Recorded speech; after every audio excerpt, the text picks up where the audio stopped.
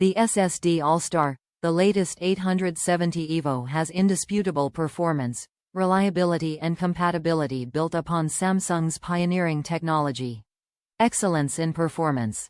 Enjoy professional-level SSD performance which maximizes the SATA interface limit to 560,530 MB per second sequential speeds, accelerates write speeds and maintains long-term high performance with a larger variable buffer.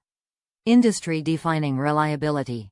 Meet the demands of every task, from everyday computing to 8K video processing, with up to 600 TBW under a 5-year limited warranty. More compatible than ever. The 870 EVO has been compatibility tested for major host systems and applications, including chipsets, motherboards, NAS, and video recording devices.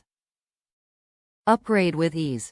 Using the 870 EVO SSD is as simple as plugging it into the standard 2.5-inch SATA form factor on your desktop PC or laptop. The renewed migration software takes care of the rest. Samsung Magician software.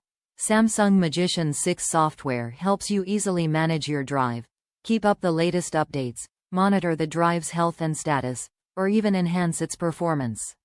World's #1 flash memory brand.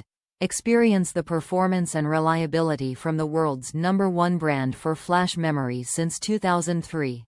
All firmware and components, including Samsung's world-renowned DRAM and NAND, are produced in-house, allowing end-to-end integration for quality you can trust. Top reviews from the United States. Very fast boot. I have a Lenovo IdeaCenter 3i, with an i3-10100 processor, and 16 megs of RAM. I added this Samsung SSD in lieu of the 7200 RPM OEM drive.